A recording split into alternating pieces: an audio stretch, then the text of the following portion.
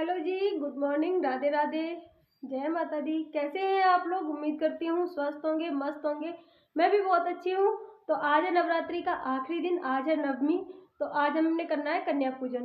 तो फटाफट से चल के खाना बना लेते हैं, उसके बाद आपको दिखाते हैं कि आज मैंने खाने में क्या क्या बनाया। और ब्लॉग को पूरा देखिए मैं कैसे करती हूँ नवरात्रि के आखिरी दिन की पूजा, और कैसे कन्याओं को खिलाती हूँ, क्या करती हूँ, सारी चीज़ें आपको दिखाएंगे। बने रहिए ब्लॉग में आगे। तो चलिए फटाफट से खाना बना लेते हैं, उसके बाद आपको दिखाते हैं। तो फटाफट से पूड़ियाँ निकाल लेते हैं, उसके बाद आपको दिखाते हैं। उसके बाद हमें कन्याओं को भी बुलाना है, उनको खाना खिलाना है। तो फिर दिखाते हैं आपको आगे। तो यहाँ पे मैं अपनी पूड़ियाँ निकाल रही थी फटाफट से, क्योंकि आलू जो सब्जी है और चने थे वो मैंने पहले ही बना लिए थे, बॉईल कर लिए थे। तो पूड़ी और हलवा रह गया था, तो मैंने यहाँ पे पूड़ियाँ निकाल ली। उसके बाद मैंने कर दी थी हलवे की तैयारी। उसी कढ़ाई में मैंने बना लिया था हलवा सूजी का। हलवा और चना हमारे यहाँ भोग में मेन होते हैं, इसीलिए मैं उन्हीं की तैयारी कर रही थी। तो उसके बाद फिर मैंने कन्याओं को भी बुलाने जाना था, तो इसीलिए। और यहाँ पे उस साइड में मैं बीच बीच में अपनी बेटी को देख रही थी, क्योंकि मैंने उसको झूले में लिटा रखा था किचन के बाहर, इसीलिए। उसके बाद खाना हमारा बन के हो गया था रेडी। तो खाने में आज मैंने बनाए थे आलू टमाटर की सब्जी भंडारे वाली, और उबले हुए बॉयल किए काले चने नमक डाल के जो बॉयल किए जाते हैं, और क्या कहते हैं सूजी का हलवा और पूड़ियाँ। तो आज खाने में यही था। उसके बाद क्योंकि खाना बना के मैंने पहले ही रख लिया था, क्योंकि अगर मैं खाना बनाऊंगी तो फरसेगा कौन, तो इसीलिए पहले ही मैंने सारी चीज़ें रेडी कर ली थी। यहाँ पे माता रानी को थाली लगा दी थी मैंने, और उसके बाद हमने सब ने मिल के किया आज हवन, क्योंकि आज नवरात्रों का आखिरी हवन था। उसके बाद कन्याओं को मैं बुला लाई थी, यहाँ पे मैं कर रही थी उनके स्वागत, क्योंकि यहाँ पे ना थाली में थोड़ा सा पानी डाल के और चावल डाल के उनके पैर धुलवा के मैं उनका स्वागत वेलकम कर रही थी।